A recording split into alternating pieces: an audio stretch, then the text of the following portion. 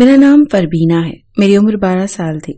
میں بہت کم عمر تھی، جوانی کی دہلیز پر قدم رکھ رہی تھی جب میں نے اپنے آپ کو دیکھا کہ میرے اندر نازک حسن بہت زیادہ تھا۔ میری ماں اور بہن بھی مجھے باتیں سنایا کرتی تھیں۔ چھوٹی سی عمر میں ہی مجھے اتنا بڑا دوپٹہ دیا کرتی تھی۔ میں اس دوپٹے کو سنبھال نہیں پاتی تھی اور دوپٹہ اکثر مجھ سے ادھر ادھر گر جاتا تھا تو میری امی میرے منہ پر تھپڑ مارتی اور مجھے ڈانٹتی تھی۔ میں حیران ہو رہی تھی کہ آخر مجھے کیوں مار پڑ رہی ہے، میں نے کیا کیا ہے۔ میری اور بھی بہنیں تھیں، میں اپنی بہنوں میں سب سے چھوٹی تھی۔ جیسے جیسے میں بڑی ہو رہی تھی میرے جسم میں کچھ زیادہ تبدیلیاں آ رہی تھیں جو بہت ہی زیادہ عجیب تھی۔ میں نے باقی لڑکیوں کو ایسے نہیں دیکھا تھا، کم از کم میری عمر کی لڑکیاں تو ایسی نہیں لگتی تھیں۔ اب تو میری امی نے کپڑوں کے ساتھ دوپٹہ نہیں بلکہ چادر بنانا شروع کر دی تھی۔ میں نے امی سے کہا کہ مجھے گرمی لگتی ہے۔ امی کہتی کہ گرمی گئی بھاڑ میں، اس چادر سے اپنے آپ کو لپیٹ کر رکھنا، نہیں تو کسی دن تیرے پیچھے کوئی مصیبت ہمارے گھر میں آ جائے گی۔ چاند رات پر میری ساری بہنیں بازار جانے کا پروگرام بنا رہی تھیں۔ میں نے کہا میں بھی چلوں گی۔ انہوں نے کہا نہیں، اس وقت بازاروں میں بہت رش ہوتا ہے، ادھر ادھر کے سارے لڑکے آتے ہیں۔ میں نے کہا تو کیا ہوا، رش میں تو مزہ آتا ہے، میں نے بھی اپنے لیے چوڑیاں اور چیزیں لینی ہیں۔ میری بہن نے کہا کہ تجھے لے کر جائیں گے تو شہر کے سارے لڑکے تیری طرف دیکھنا شروع کر دیں گے اور ہمیں شرمندہ نہیں ہونا، تو گھر بیٹھ، ہم تیرے لیے سامان لے آئیں گے۔ میں اپنے کمرے میں چلی گئی اور پھوٹ پھوٹ کر رونے لگی۔ جا کر آئینے کے سامنے کھڑی ہو گئی، خود کو دیکھنے لگی کہ میرا کیا قصور ہے۔ اگر میں ایسی تھی، بہت سے لوگ ہوتے ہیں جن کے ساتھ اس طرح کے معاملات ہوتے ہیں۔ کسی کا قد چھوٹا ہوتا ہے، کسی کا قد ضرورت سے زیادہ لمبا ہوتا ہے، تو کسی کے جسم میں چربی زیادہ ہوتی ہے اور کوئی بہت پتلا ہوتا ہے۔ اگر میرا نازک حسن زیادہ تھا تو اس میں میرا کیا قصور تھا؟ میری امی مجھے میری پسند کی کوئی چیز بھی کھانے نہیں دیتی تھی۔ مجھے املی اچار کھانے کا بہت شوق تھا، لیکن وہ یہ ساری چیزیں مجھ سے دور رکھتی تھی۔ وہ کہتی تھی پہلے ہی تم نے اپنا کیا حال بنا رکھا ہے، اگر کھٹی چیزیں کھاؤ گی تو اور بھی بڑی بھینس بن جاؤ گی۔ اپنی امی کے منہ سے یہ لفظ سن کر مجھے اچھا نہیں لگتا تھا۔ ایک دن میری کزن نے مجھ سے بہت ہی الٹی بات کر دی۔ اس نے کہا جو تمہارا حال ہو رہا ہے نا، تم سے کوئی لڑکا شادی نہیں کرے گا۔ یہ بات سن کر تو میں غصے سے لال پیلی ہو گئی، اس سے لڑنے کے لیے کھڑی ہو گئی اور میرا دوپٹہ گر گیا۔ ہم لوگ ایک کزن کی شادی میں تھے، سب لوگ مجھے دیکھ کر حیران ہو رہے تھے۔ لوگوں نے میری امی سے سوالات کرنے شروع کر دیے کہ آپ لوگ سب سے دور دور رہتے ہیں، زیادہ آنا جانا بھی نہیں کرتے، اور اس کو تو آپ کبھی بھی کہیں لے کر نہیں جاتی کہ کہیں کوئی ایسا معاملہ تو نہیں ہے کہ اس کی پہلے شادی ہوئی ہے اور آپ لوگوں نے کسی کو بتایا نہیں اور یہ طلاق لے کر واپس آ گئی ہے۔ میری امی نے کہا کیسی باتیں کر رہی ہیں، میری بیٹی کی شادی نہیں ہوئی، ایسا کچھ نہیں ہوا۔ بس اس دن کے بعد سے تو میری امی نے مجھے کسی بھی شادی میں لے جانا ہی بند کر دیا، اور یہ وہ عمر تھی جب شادیوں میں جانے کا انسان کو بہت شوق ہوتا ہے کہ تیار ہو کر اچھے کپڑے پہنیں گے، سب کو دیکھیں گے، سلام دعا کریں گے، کھانا پینا ہوگا۔ لیکن میری امی نے اب مجھے کہیں بھی لے کر جانے سے توبہ کر لی تھی۔ آہستہ آہستہ میں بڑی ہونے لگی تو میری مصیبتیں اور بھی زیادہ بڑھنے لگیں۔ میری امی کو ہر 4 مہینے بعد میرے کپڑے بنوانے پڑتے تھے۔ اب تو وہ میرے کپڑوں کے اندر اتنا کپڑا رکھتی تھی کہ اگر مجھے کپڑے تنگ ہو جائیں تو وہیں سے سلائی کر کے کپڑوں کو کھلا کر دیں۔ وہ کہتی تھی کہ تیرے باپ کی تھوڑی سی تنخواہ ہے اور میں تیرے لیے ہر 4 مہینے بعد نئے کپڑے نہیں بنوا سکتی۔ میرے کپڑے بہت جلدی پھٹ بھی جاتے تھے اور ایک ہی جگہ سے پھٹتے تھے۔ میری ایک بہت اچھی دوست تھی جس کا بھائی باہر کے ملک میں ہوتا تھا۔ میں نے اسے اپنا مسئلہ بتایا۔ اس نے کہا ایک دوا ہوتی ہے، گولیاں ہوتی ہیں، ان سے یہ مسئلہ حل ہو جاتا ہے، اگر تو وہ گولیاں کھا لے گی تو بھی عام لڑکیوں کی طرح نارمل ہو جائے گی۔ یہ بات میرے دماغ میں بیٹھ گئی کہ میں نارمل نہیں تھی۔ میں نے اسے کہہ دیا کہ وہ میری مدد کرے، مجھے کسی طرح وہ گولیاں منگوا کر دے دے، میں اسے پیسے دے دوں گی۔ یہ کہہ کر میں پرسکون ہو گئی۔ پھر 2 سے 3 دن بعد میرے لیے ایک رشتہ آ گیا۔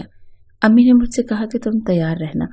یہ سن کر میں سمجھ گئی کہ میں اپنے گھر والوں پر بوجھ بن گئی ہوں اور وہ جلد از جلد مجھ سے جان چھڑوانا چاہتے تھے۔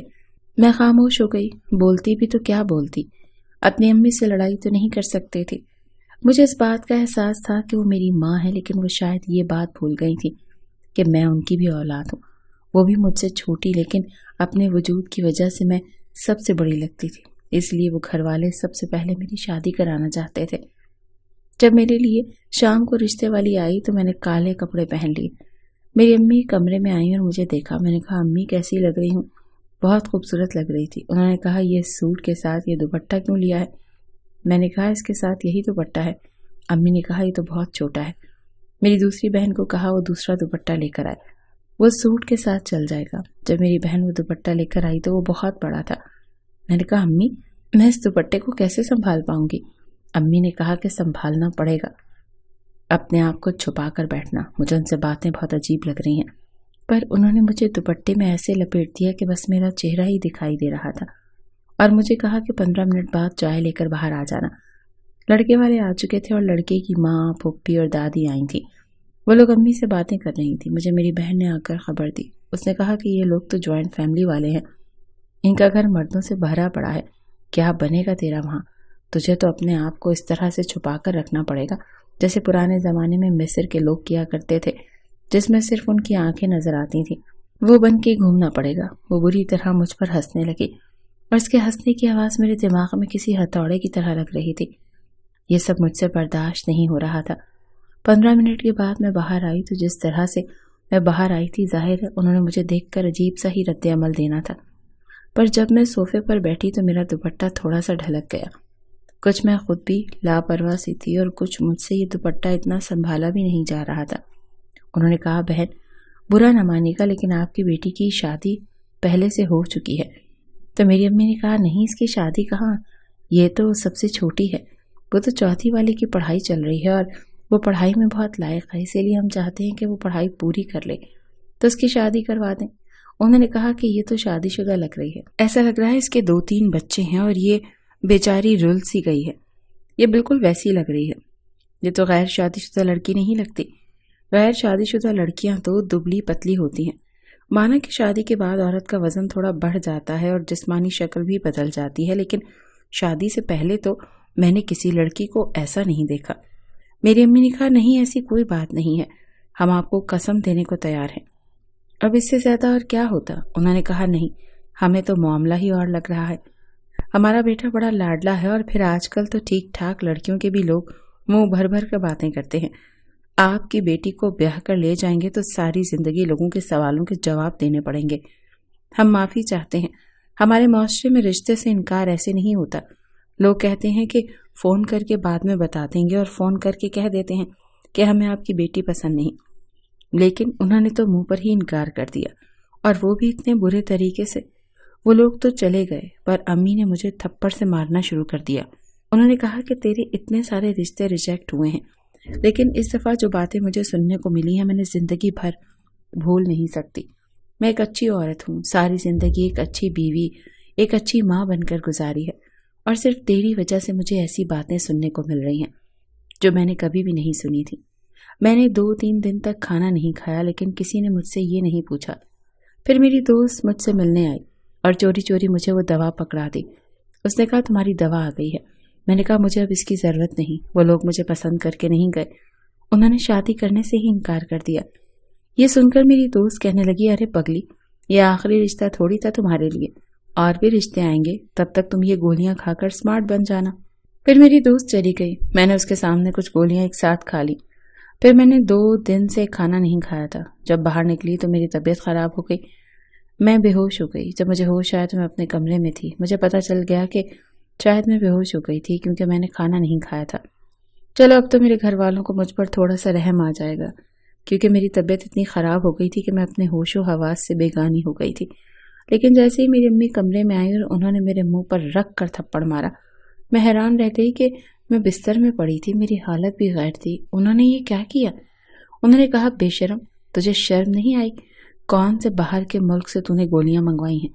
کس قسم کی گولیاں ہیں یہ جن کو تو کھا رہی تھی اور انہی کی وجہ سے تیرا یہ حال ہوا ہے؟ اس کا مطلب ہے کہ تیرے ارادے کچھ اور ہیں، تو جان بوجھ کر سب کو اپنا آپ دکھا رہی ہے، تو سب کو بتانا چاہتی ہے کہ میں بہت خوبصورت ہوں، میں بڑی موٹی تازی لڑکی ہوں۔ شرم نہیں آتی تجھے یہ سب کرتے ہوئے؟ تو اس سے مجھے یہ امید نہیں تھی، کچھ بھی ہو سکتا تھا مگر یہ سب نہیں کرنا چاہیے تھا۔ اب تو میں اپنی امی کی طرف دیکھ بھی نہیں رہی تھی، بس سسک سسک کر رو رہی تھی۔ امی نے وہ گولیاں باتھ روم میں پھینک دیں اور اوپر سے پانی بہا دیا۔ میں رونے لگی مگر امی نے مجھے دیکھا تک نہیں اور کمرے سے باہر چلی گئی۔ پھر اس بات کو کئی دن گزر گئے مگر سب گھر والے مجھ سے ناراض تھے، کوئی مجھ سے کھانا بھی نہیں پوچھتا تھا، مجھ سے کوئی بات نہیں کرتا تھا۔ ایسے لگتا تھا میں نفسیاتی مریضہ بن گئی ہوں، پاگل ہو گئی ہوں۔ پھر میرے لیے ایک رشتہ آیا، لڑکی کی ماں دیکھنے کے لیے آئی، لیکن لڑکی کی ماں کی آنکھیں کمزور تھیں۔ ان کے ساتھ ان کی ایک بھانجی بھی تھی، اس نے انہیں بتایا کہ لڑکی اچھی ہے، ہمیں پسند ہے۔ میں چپ چاپ بیٹھی رہی، میں نے کوئی بات نہیں بولی، اپنے آپ کو چادر میں چھپا کے رکھا تھا۔ میری بہنیں ہنس رہی تھی کہ اگر تمہاری ساس کی آنکھیں کمزور نہ ہوتی تو وہ کبھی بھی تمہارے لیے ہاں نہ بولتی، اور جو لڑکی ساتھ آئی تھی اس کی عمر تو کم تھی، اسے کیا پتا تمہارے کیا حالات ہیں۔ اب میں کسی بھی بات کا جواب نہیں دیتی تھی، میں اپنے لیے لڑنا چھوڑ چکی تھی، کیونکہ مجھے پتا تھا کہ ابھی میرے سامنے ایک اور جنگ تھی۔ میرے شوہر نے بھی مجھے باتیں سنانی تھی، اس نے بھی کہنا تھا کہ تمہاری پہلے شادی ہوئی ہے یا تمہارے کوئی بچے پیدا ہوئے ہیں۔ مجھے یہ سب سننے کی عادت ہو گئی تھی۔ جب میری شادی کی تیاریاں ہو رہی تھیں تو میرے کپڑے بن کر آ رہے تھے۔ میری ساس بہت اچھی تھی، بہت پیار سے باتیں کرتی تھی۔ انہوں نے کہا کپڑے پہن کر ایک دفعہ دیکھ لو۔ میری بہن کے منہ سے نکل گیا، اس نے کہا ابھی تو شاید پورے آ جائیں گے، لیکن بعد میں تو کھلے کروانے ہی پڑیں گے، شاید 1-2 ہفتے کے بعد ہی کھلے کروانے پڑیں۔ میری ساس نے کہا ایسی باتیں کیوں کر رہی ہو، ضرور مذاق کر رہی ہو، لیکن ہونے والی دلہن کے ساتھ ایسا مذاق نہیں کرتے۔ ہونے والی دلہن پر اللہ کا بڑا کرم ہوتا ہے، اس کی شادی ہو رہی ہوتی ہے، جب وہ رخصت ہوتی ہے، اپنے گھر میں قدم رکھتی ہے، اس وقت تو جو بھی دعا کرے پوری ہو جاتی ہے، اس کا دل مت دکھاؤ۔ میری ساس میری بہنوں کو ڈانٹ رہی تھی، میں اپنی ساس کی باتیں سن کر خوش ہو رہی تھی۔ چلو کوئی تو میرے حق میں بول رہا تھا۔ میں نے دیکھا تو میری بہن کا چہرہ ایسا ہو گیا جیسے کسی نے اس کی بہت زیادہ بے عزتی کر دی ہو۔ مجھے پہلی بار ایسا لگا جیسے کسی نے میرا ساتھ دیا ہے، لیکن میری ساس کی نظر کمزور تھی، اگر وہ مجھے کسی دن دیکھ لیتی تو شاید وہ میرا ساتھ نہ دیتی۔ میں نے اپنے شوہر کی تصویر دیکھی، اب مجھے ڈر لگنے لگا، اور میری ساس نے بھی مجھے بتایا کہ میرا ایک ہی بیٹا ہے اور وہ بہت جذباتی ہے، اسے غصہ بہت آتا ہے، اسی لیے مجھے ایسی لڑکی چاہیے جو صبر کر سکے۔ میں بالکل خاموش رہی، ایک زندہ لاش لگ رہی تھی۔ آج میری شادی کی رات تھی، میرا شوہر آنے والا تھا، مجھے معلوم تھا وہ بھی مجھے دیکھ کر برا بھلا کہے گا، مجھے اس کی بات سننی پڑے گی، ساری زندگی یہ سب برداشت کرنا پڑے گا۔ جیسے میرے شوہر نے کمرے میں قدم رکھا، اس نے اپنی شیروانی اتار کر ایک طرف رکھی، اب وہ شلوار قمیض میں تھا۔ اس نے میرا گھونگھٹ ہٹایا اور ماشاء اللہ کہا، اور پھر کہا تم تو بہت خوبصورت ہو۔ میں حیران ہوئی کہ سب کچھ معمول کے مطابق کیوں ہو رہا ہے۔ پھر اس نے میرے سامنے منہ دکھائی کا تحفہ دیا اور کہا مجھے اس کا تحفہ پسند آیا۔ میں چپ رہی، پھر اس نے مجھ سے بات شروع کر دی کہ ہم ہمیشہ ایک دوسرے کا ساتھ دیں گے، تو مجھے بہت پسند آئی ہو، مجھے لگتا ہے میری زندگی بہت اچھی گزرے گی۔ پھر شادی کی پہلی رات گزر گئی، اگلا دن بھی آ گیا۔ اب تک وہ کسی سے فون پر بات کر رہے تھے، شاید کوئی اسے شادی کی مبارکباد دے رہا تھا، کہہ رہا تھا کہ اللہ نے مجھ پر بہت کرم کیا، مجھے ایک بہت اچھی ساتھی ملی ہے، وہ بہت خوبصورت ہے، میں اس سے بہت خوش ہوں، مجھے لگتا ہے کہ میری زندگی بہت اچھی گزرے گی۔ مجھے ہمیشہ سے ایسی بیوی چاہیے تھی جو اتنی خوبصورت ہو، اور بیوی پسند کی ہو تو زندگی اچھی گزرتی ہے۔ شوہر کی یہ بات سن کر میں حیران رہ گئی کہ کیا میں اسے اتنی پسند آئی ہوں اور وہ ایسی بیوی چاہتا تھا۔